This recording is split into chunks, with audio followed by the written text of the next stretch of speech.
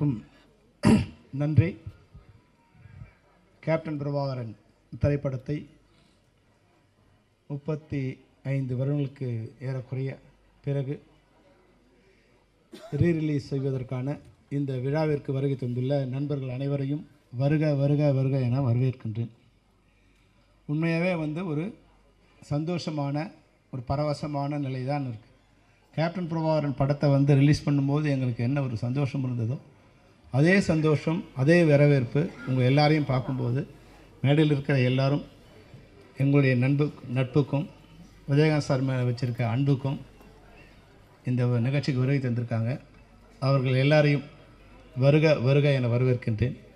அதுபோலவே இந்த நிகழ்ச்சிக்கு வருகை தந்துள்ள பத்திரிகையாளர்கள், ஊடகவியலாளர்கள் மற்றும் எங்களது நண்பர்கள், பல்வேறு திரைப்படத்துறையைச் சேர்ந்த பல்வேறு சங்கங்களைச் சேர்ந்த உறுப்பினர்கள், சம்மேளனத்தின் நிர்வாகிகள், சம்மேளனத்தின் இணைக்கப்பட்ட சங்கங்களின் நிர்வாகிகள், அதுபோன்றே நடப்பு தயாரிப்பு சங்கத்தின் நிர்வாகிகள், தயாரிப்பாளர்கள், விநியோகஸ்தர்கள், திரையரங்க உரிமையாளர்கள் அனைவரையும் வருக வருக என வரவேற்கிறோம். இந்த படம் ரிலீஸ் ஆகும்போது எங்களுக்கு என்ன ஒரு ஃபீலிங் இருந்ததோ அதுபோல் இந்த படம் இப்போ ரிலீஸ் ஆகும்போது கூட அதே படத்தை ரிலீஸ் பண்ண டிஸ்ட்ரிபியூட்டர்ஸ் 30 வருஷத்துக்கு பிறகு கூட நிறைய பேர் எனக்கு ஃபோன் பண்ணி எங்களுக்கு அந்த படத்தை யார் ரிலீஸ் பண்ணுறாங்க, நாங்களே ரிலீஸ் பண்ணுறோம் மறுபடியும் அப்படிங்கிற மாதிரி பல பேர் எங்களுக்கு ஃபோன் பண்ணி கேட்டாங்க. அதுபோல் திரையரங்கத்திலேருந்து சார் படம் ரிலீஸ் பண்ணும்போது நீங்கள் படத்தை ரிலீஸ் பண்ணோம், நீங்கள் வாங்கன்னு ஏறக்குறைய ஒரு 30-40 தேட்டர்லேருந்து எனக்கு ஃபோன் பண்ணாங்க, நீங்கள் படத்தை ரிலீஸ் பண்ணணும். அப்போது அந்த அளவுக்கு இந்த படத்தை மேலேயும் இது விஜயகாந்த் சார் மூலியம் தமிழகம் எங்கும் ஒரு அன்பு இருக்குங்கிறத நாங்கள் தெரிஞ்சுக்கிட்டோம். அதனால் விஜயகாந்த் சாரோட ரசிகர்களுக்கும் அதுபோன்ற விஜயகாந்த் சாரோட மகன் பிரபாகரன், என்னுடைய சகோதரன் விஜய பிரபாகரனுக்கும் என்னுடைய நன்றி. நீங்கள் வருகை தந்ததுக்கும் நீங்கள் எனக்கு ரொம்ப சந்தோஷம். என்னென்னா விஜய் பிரபாகரனும் அப்புவும் நான் படம் பண்ணும்போது சின்ன குழந்தைங்க 2 பேரும். இன்றைக்கி நான் படம் பண்ணும்போது தான் பிரபாகரன் பிறக்கிறார். நான் கிளைமேக்ஸ் ஷூட் எடுத்துகிட்டு இருக்கும்போது ஜனவரி 14 படத்தை ரிலீஸ் பண்ணணுன்னு பிளான் பண்ணி டே அண்ட் நைட் ஷூட் பண்ணிகிட்ருக்கோம். அங்கே டிசம்பர் 10 சாலக்குடியில் ஷூட்டிங் முடியுது. டிசம்பர் 12 மறுபடியும் ஒரு நாள் கேப் விட்டு சென்னையில் செட்டு போட்டு அதனுடைய அந்த கிளைமேக்ஸ் ஃபைட்டர் எடுத்துக்கிட்டு இருக்கோம். அப்போது விஜயகாந்த் சார் சொல்கிறாரு, செல்வமணி ஜனவரி 14 நம்ம படம் ரிலீஸு, டிசம்பர் 14 எனக்கு பையன் டேட் கொடுத்துருக்காங்கன்னு. ஆனால் நாங்கள் ஷூட்டிங் பண்ணிகிட்டு இருக்கும்போது டிசம்பர் 13 மிட் நைட் தகவல் வருது, அம்மாவுக்கு ரொம்ப பிரசவ வலி ஸ்டார்ட் ஆகிடுச்சு 13 நைட்டு. நான் சொன்னேன், சார் என்ன பண்ணலான்னு. இல்லை அவங்க போய் அட்மிட் பண்ணிட்டோம், நான் அப்புறம் போய்க்கிறேன்னாரு. நைட்டு 2 மணிக்கு தகவல் சொன்னாங்க. ஆனால் அவர் 5 மணிக்கு ஷூட்டிங் முடிச்சுட்டு தான் போய் ஷூட்டிங் அவங்க பையனை பார்த்துட்டு, பையன் நைட்டு தான் பிறந்தாங்க, 4 மணிக்கோ 4:30 மணிக்கோ நினைக்கிறேன். விடிய காலை போய் பார்த்துட்டு மறுபடியும் குளிச்சுட்டு மறுபடியும் 7 மணிக்கெலாம் ஷூட்டிங் வந்துட்டார். ஏன்னா படத்தை நாங்கள் ரிலீஸ் பண்ணுவோம், ஜனவரி 14 ரிலீஸ் பண்ணோம். அந்த அன்னைக்கு படம் ரிலீஸுக்கு பிறந்த பிரபாகரன் ரீரிலீஸுக்கு இந்த படத்தை சிறப்பு விருந்தினராக வந்திருக்காருங்கிறது ரொம்ப ரொம்ப சந்தோஷமான விஷயம். அது மாதிரி அபுவும் எங்களுக்கு ஒரு சின்ன குழந்தை தான். அவங்க அப்போவே சொல்லுவார் ராவுத்தர், ரேய் அங்கிள் கூட போடா, நீ அங்கிள் கூடவே இருக்கணும் அப்படின்னு சின்ன குழந்தைகிட்ட என் கூட அனுப்பிச்சிட்ருப்பார். ஆனால் அபு இன்றைக்கி இந்த படத்தோட ரீரிலீஸுக்கு தயாரிப்பாளராக இந்த மேடையில் உட்காந்துருக்காரு. அது மாதிரி பல்வேறு அம்மா கிரேஷன் சிவா சார் அப்போ எங்கள் படத்தோட தயாரிப்பாளர். இன்னொரு படம் இப்போ அவங்க தையல்காரர் ஷூட்டிங் நடந்துகிட்ருக்குன்னு நினைக்கிறேன். பார்த்திவன் படம் என்ன சார்? பார்த்திவன் படம் தாலாட்டு பாடவா படத்தோட ஷூட்டிங் நடந்துகிட்ருக்கு. எங்கள் கேப்டன் படத்தோட ஷூட்டிங் நடந்துகிட்ருக்கு. 40 வருஷம் கழிச்சும் நாங்கள் நண்பர்களாக இந்த மேடையில் உட்காந்துருக்கோம். பல்வேறு ஏற்ற இறக்கங்களை பார்த்துருக்கோம். இந்த மேடையில் இருக்கிற எல்லாருமே என்னோட ஏதோ ஒரு வகையில் நட்பாகவும் இல்லை சகோதரத்துவம் பழகியிருக்காங்க. உங்கள் அனைவருக்கும் என்னுடைய நன்றியை தெரிவிச்சுக்கிறேன் சார். ரொம்ப நன்றி. ஏன்னா விழா கொஞ்சம் இந்த இன்றைக்கி ரொம்ப டிராஃபிக், என்ன டிராஃபிக்னு தெரியல, எல்லாருமே உள்ளே வரதுக்கு கொஞ்சம் சிரமம் ஆயிடுச்சு. அதனால் கொஞ்சம் ஆரம்பிக்க லேட் ஆகிடுச்சு. அதனால் என்னுடைய உரையை சிறிதாக முடிச்சுக்கிறேன். நம்முடைய இந்த படத்தை பற்றி என்னுடைய நண்பர்கள் அதிகமாக பேசுவாங்க. ஏன்னா படம் நான் பேச வேண்டியதில்லை, படம் 30 வருஷம் கழிச்சும் பேசியிருக்கு. அந்த படத்தோட இயக்குனருங்கிற வகையில் எனக்கு எப்பவுமே சந்தோஷம்தான். அந்த சந்தோஷத்தோடு மற்றவர்களை பேச அழைக்கிறேன். நன்றி, வணக்கம். கேப்டன் பிரபாகரன், அதாவது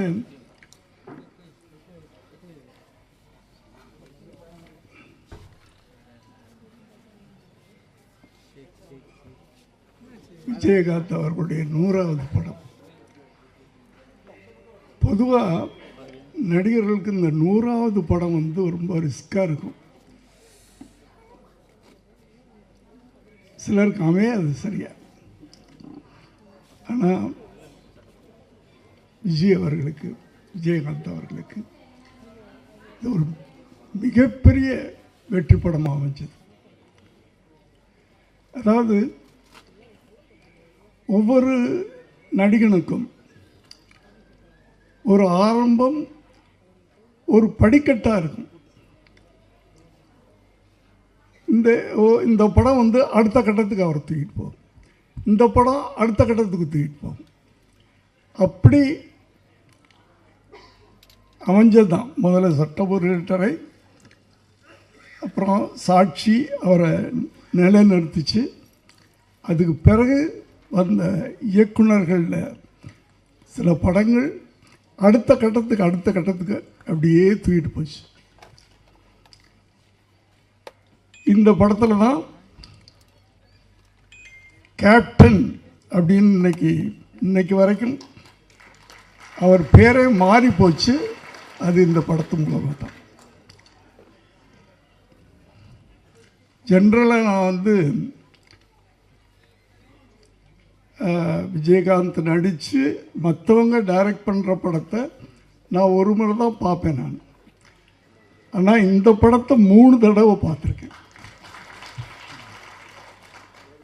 அப்படியாப்பட்ட ஒரு மேக்கிங். இதில் வசனங்கள் லியாகத் அலி கான் மேடையில் இருக்கிறாங்களா இல்லையான்னு தெரியல, ரொம்ப நல்லா இருக்கும். ரொம்ப யதார்த்தமாக, அதே நேரத்தில் பவர்ஃபுல்லாக இருக்கும். அடுத்து பாடல்கள் எடுத்துக்கிட்டிங்கன்னா அத்தனை பாடல்களும் விட்டு சார் இந்த படத்தில். அப்படி கமர்ஷியலான ஒரு படத்தை அதான் இயக்குனர்கள் ஒரு நடிகரை தூக்கிட்டே போவாங்க நல்ல இயக்குனர்கள் கிடைக்கும்போது. அப்படி விஜயகாந்த் கிடைத்த ஒரு நல்ல பெரிய ஒரு மறக்க முடியாத இயக்குனர்கள் ஒருத்தர் செல்வமணி சார்.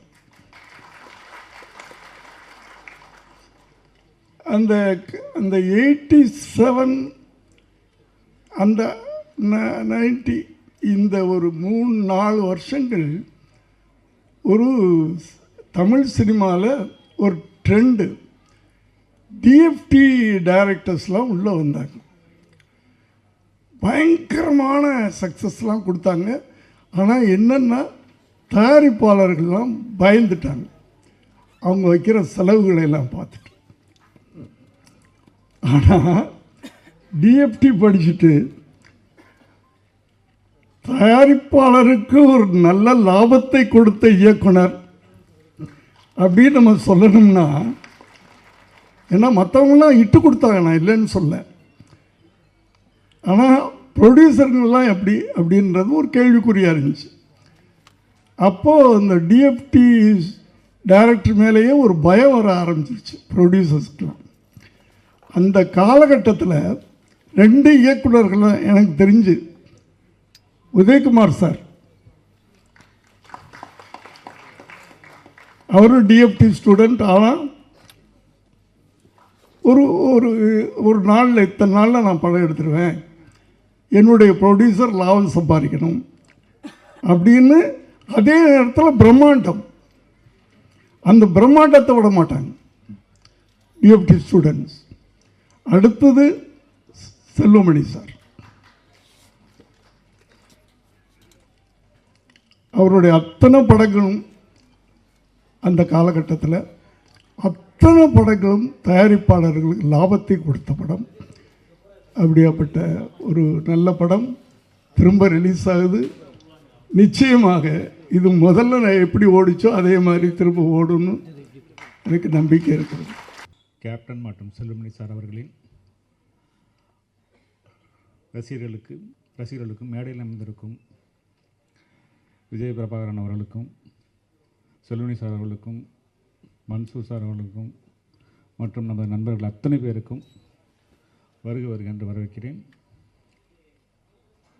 நான் இந்த படத்தோட ட்ரெய்லர் பார்த்து கொஞ்சம் அதிர்ச்சி அடைஞ்சிட்டேன். இது புஷ்பா ட்ரெய்லர் மாதிரி கிட்டத்தட்ட இருந்தது.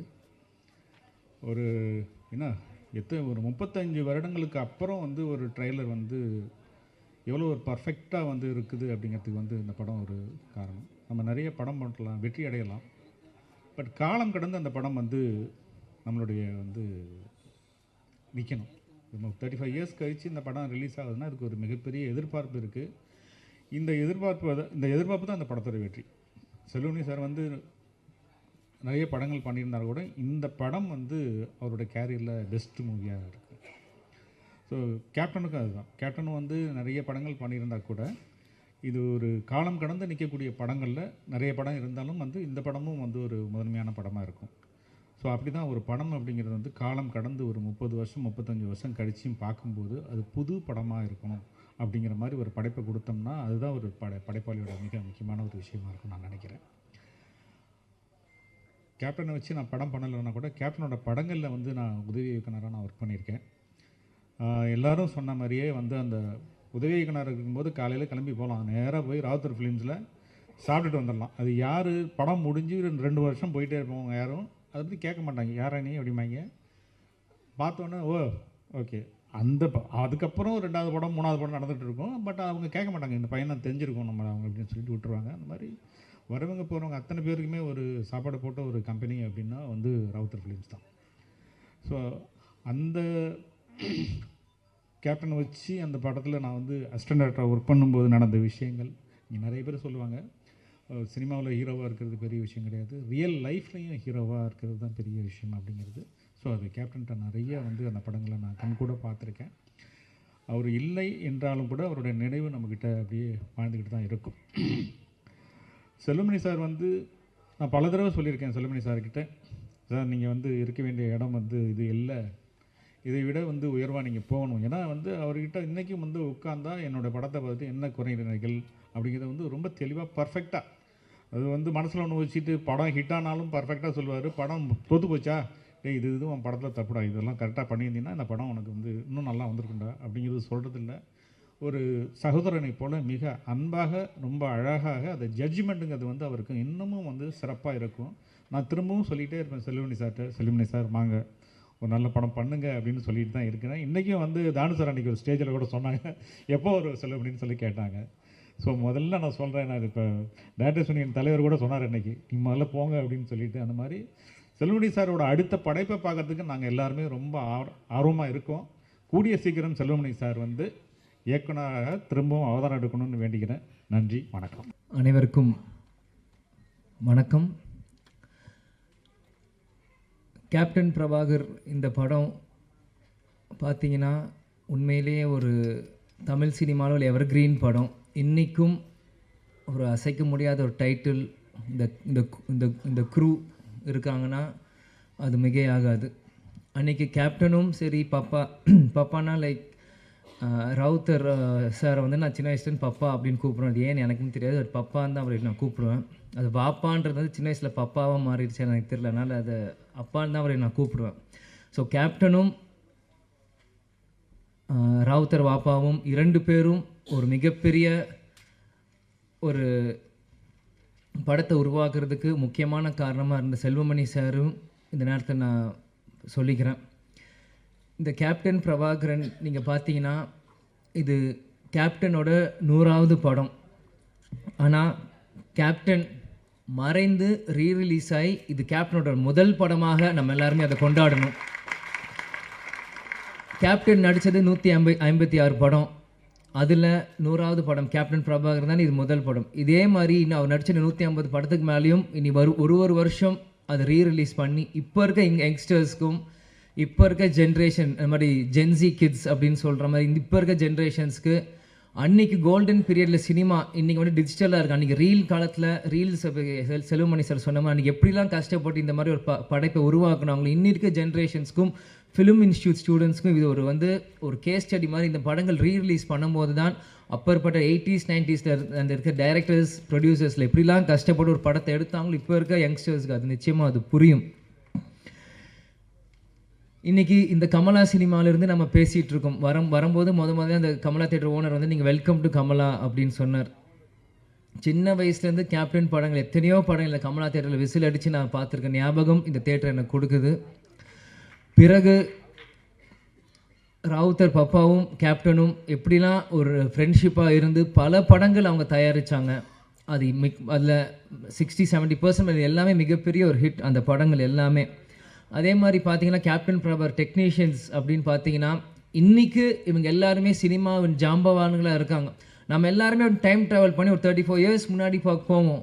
இன்றைக்கி எப்படி அவங்களாம் அன்றைக்கி இருந்திருப்பாங்களோ இன்றைக்கி அதே வேகத்தை அதே உத்வேகத்தோடு தான் ஒவ்வொருத்தங்க பேசும்போது அவங்க நான் கண்லேயும் அவங்க இதில் நான் பார்த்தேன்.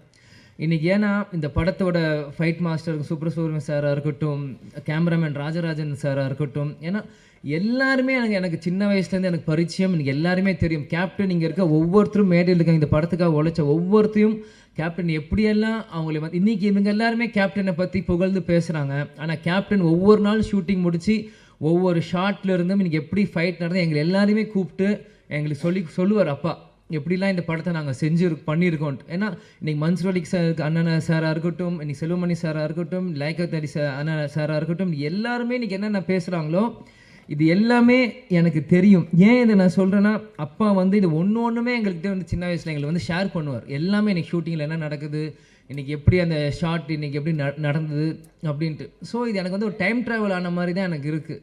இன்றைக்கி ஒரு 30 வயசு மேலே இன்றைக்கி வந்து நான் பேசுகிறப்போ அன்றைக்கி நான் குழந்தையாக இருந்தப்போ எனக்கு என்னெல்லாம் இந்த படத்துக்கு பண்ணாங்களோ எல்லாமே எனக்கு வந்து டைம் ட்ராவல் இருக்கிற மாதிரி இன்றைக்கி இருக்குது.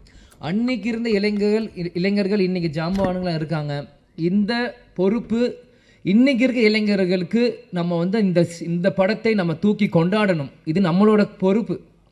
ஏன்னா இப்படி இருக்கும்போது தான் இந்த மாதிரி பல படைப்புகள் இன்றைக்கி இருக்க யங்ஸ்டர்ஸ் பார்க்க முடியாத படங்கள் இன்றைக்கி திரும்பி வரும்.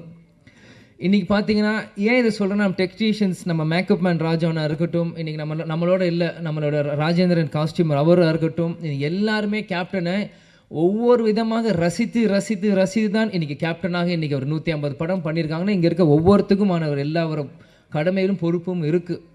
இன்றைக்கி நீங்கள் பார்த்தீங்கன்னா இன்றைக்கி ரம்யா கிருஷ்ணன் மேடமாக இருக்கட்டும், இன்றைக்கி அந்த ஆட்டமாக தேரோட்டம் இன்றைக்கும் அவங்க நடந்து வரும்போது நாங்கள் பார்த்தேன். எனக்கு அவங்க நடந்து வரும்போதே எனக்கு அந்த பாட்டு மைண்டில் எனக்கு அடிக்க ஆரம்பிச்சிருச்சு. அந்த இளையராஜா சார் மியூசிக் அப்படின்னு அவங்க நடந்து வர மாதிரியே தான் எனக்கு அது இருந்தது. இன்றைக்கி சரத் சார் இன்றைக்கி வந்து சுப்ரீம் ஸ்டாராக இருக்கும்போது இந்த படத்தில் இருக்கும்போது நான் அப்படியே அன்றைக்கி அங்கே கனெக்ட் பண்ணுறேன். அன்றைக்கி எவ்வளோ இளமையாக ஒரு மிஸ்டர் மெட்ராஸ் அப்படின்னு டைட்டில் எடுத்து அந்த படத்தை ஆரம்பிச்சிருக்கும் போது சரத் சார் இந்த படத்துக்கு எவ்வளோலாம் கஷ்டப்பட்டுருப்பார். செல்வமணி சார் சொன்ன கழுத்தில் உடஞ்சிருந்து இது ப்ராப்ளம் இருந்தது. இந்த மாதிரி பல விஷயங்கள் இவங்க பண்ணியிருக்காங்க. அதே மாதிரி மன்சூர் அலிகான் அண்ணன் வந்து அவர் வந்து நான் சின்ன வயசுலேருந்து அவரோட நான் எந்த ஷூட்டிங் போனாலும் என்னை தூக்கி வச்சு விளையாடுவார், கொண்டு வர. கேப்டன் ஷூட்டிங் முடிச்சோடனே சண்டை போடுவார். அவருக்கு தெரிஞ்ச விளையாட்டு எல்லாமே ஃபைட்டு தான்.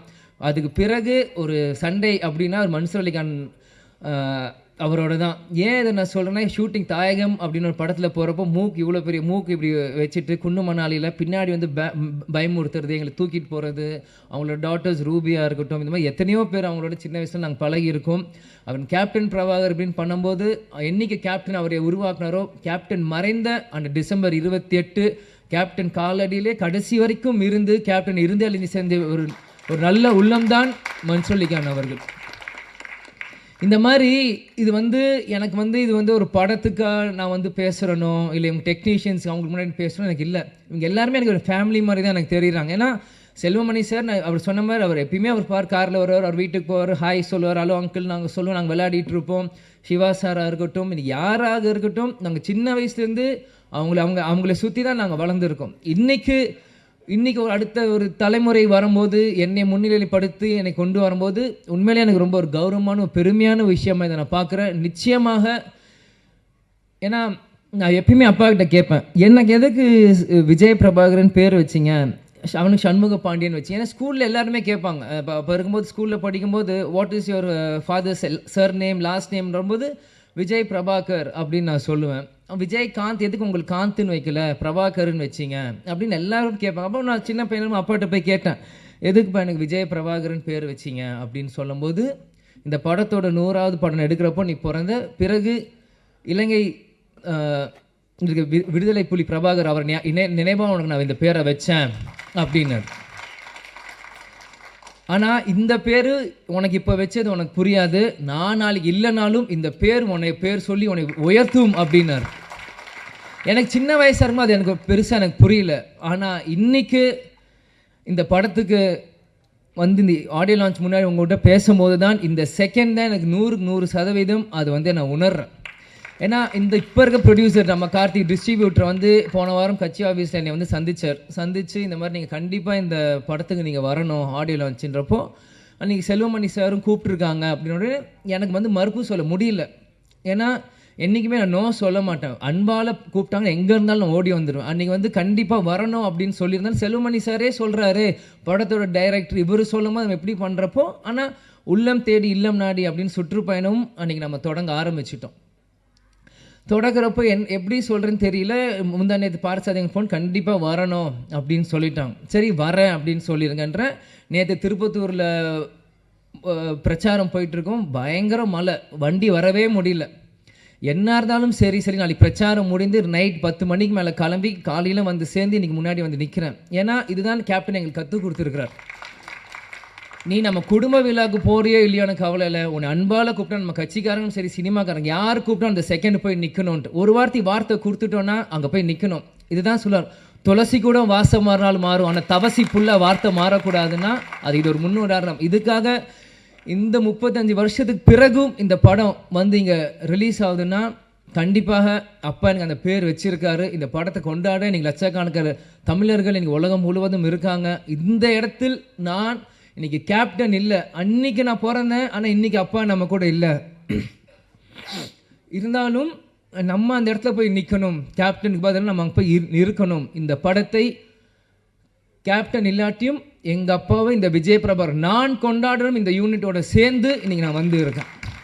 அம்மா கூட சொன்னாங்க எதுக்கு ஷம்மு தான் சென்னையில் இருக்கா போட்டேன், இல்லை நான் போகிறேன், நான் வரேன்னு சொல்லிட்டு நான் போகிறேன், எவ்வளோ தூரமாக இருந்தாலும் சரி நான் வரேன், முடிச்சுட்டு நாளைக்கு காலை நான் திரும்பியும் வந்து சுற்றுப்பயணம் நான் கலந்துக்கிறேன். ஆனால் இன்றைக்கி மற்ற இந்த படம்னா கூட நான் யோசிச்சிருப்பேன், ஆனால் இந்த டைட்டில் இந்த கேப்டன் பிரபாகருக்கு இந்த விஜய் பிரபாகர் கண்டிப்பாக வரணும், அப்பா இல்லாத நேரத்தில் இந்த விஜய் பிரபாகர் கண்டிப்பாக இங்கே இருக்கணும் அப்படின்னு சொல்லி வந்து இந்த விழாவில் நான் பங்கேற்றதுக்கு எனக்கு உண்மையிலே ரொம்ப சந்தோஷமாகவும் பெருமையாகவும் இருக்குது. நான் வாழ்ந்த இந்த வாழ்க்கைக்கு முதல் பலன் நான் அடைஞ்சிட்டேன் அப்படின்னு தான் நான் நினைக்கிறேன்.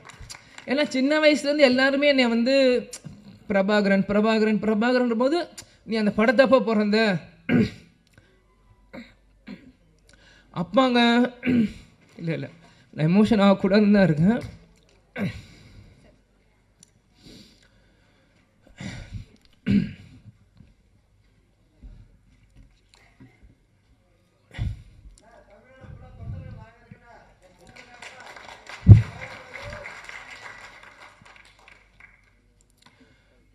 கேப்டன் எங்கேயும் போல நம்மளோட தான் இருக்கார். இவங்க இவ்வளோ நேரம் நம்ம எல்லாரும் பேசினாங்களே, இதுதான் கேப்டன். கேப்டன் எல்லார் உள்ளத்துலேயும் இருக்கார்.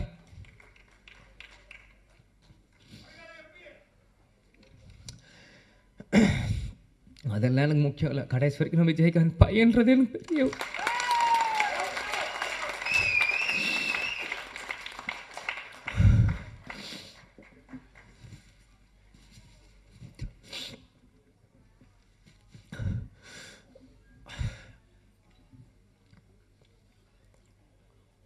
ஏன்னா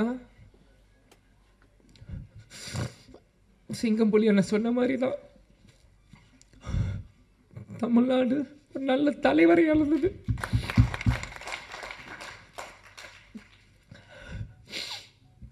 சாரி, ஏன்னா நான் அப்பா இறந்து 1 வருஷம் ஆயிடுச்சு, இன்னும் அழுதுட்டு இருக்காங்க, நிறைய பேர் கிண்டல் பண்ணுறான். இந்த உயிர் கடைசி செகண்ட் உலகத்தில் இருக்க என் அப்பாவை நினச்சிட்டே தான் இருப்பேன். எங்கள் அப்பாவை நினச்சி தினந்தோறும் நான் அழுவேன். அது எந்த அசிங்கமும் இல்லை, எந்த கோலத்தனமும் இல்லை. ஏன்னா நான் தோல்வியை நினச்ச அழுகலை, என்னை சூழ்ச்சியில் தோக்கடிக்கணும்னு அழுகலை. எங்கள் அப்பாவை நினச்சி எங்கள் அப்பாவை மிஸ் பண்ணுறேன், நான் அழுவேன். அதுக்கு எந்த இதுவும் இல்லை. நிச்சயம் கேப்டனோட பிளெஸ்ஸிங் இந்த படத்துக்கு இருக்கும். அங்கே இருக்க ஒவ்வொரு ஃபோட்டோவும் என்னோடய ஸ்கூல் புக்கில் நான் படிக்கும்போது எங்கள் அப்பாவோட ஃபோட்டோ ஒவ்வொருத்தையும் எங்களோட ஒரு நோட்லேயும் எங்கள் அப்பாவோட ஸ்டிக்கர், இந்த படங்கள் நான் வரும்போது இது எல்லாமே நான் பார்த்தேன். கேப்டன் அந்த ட்ரெயின் ஃபைட்டில் அந்த குதிரையில் வந்து அந்த ரெட் கோட்டில் போட்டு சண்டை போடுறதா இருக்கட்டும், குதிரையில் வரதா இருக்கட்டும், ஒன்றும் என்னோட எல்லா 150 படங்கள் நீங்கள் இன்னைக்கு கூட நீங்கள் எந்த படம் ஒரு செகண்ட் இந்த ஒரு சின்ன சீன் காமிச்சிங்கன்னா கூட இது கேப்டனோட எந்த படம் நான் சொல்ல முடியும். ஏன்னா சின்ன வயசுலேருந்து எங்கள் அப்பாவை ரசித்து ரசித்து ரசித்து ரசித்து எனக்குள்ளே ஏற்றிக்கிட்டு இந்த இடத்துல நம்ம நிற்கிறேன்னா கேப்டன் எங்கேயும் இல்லை, நம்ம கூட தான் இருக்கார். கேப்டன் ஒரு மிக சிறந்த தலைவர். அவரோட கொள்கைகளையும் லட்சியத்தையும் வெல்வதற்காக தான் இந்த விஜயபிரபா இங்கே நான் நிற்கிறேன், எனக்காக இங்கே இல்லை. நிச்சயம் இந்த படம் 100 நாட்கள் மேலே ஓடணும். அதுக்கு அந்த சப்போர்ட் மீடியா பர்சன்ஸும் சரி, தொண்டர்களும் சரி, ரசிகர்களும் சரி, இப்போ இருக்க ஜென்ரேஷன்ஸ் எல்லாருமே இந்த சப்போர்ட் நீங்கள் பண்ணணும்னு நான் கேட்டுக்கிறேன். அதனால் எல்லாருக்கும் நன்றி. சாரி, நான் அழுதுரு கூட சொன்னேன், அழுது மன்னிச்சிக்கோங்க. அதே மாதிரி இவ்வளோ நேரம் மீடியா பர்சன்ஸ் இருந்தீங்க, 11 ஆச்சு. உங்களுக்கும் இந்த நேரத்தில் நன்றியை நான் தெரிவித்துக் கொள்கிறேன். குரூக்கும் நன்றி. நன்றி, வணக்கம், தேங்க்யூ.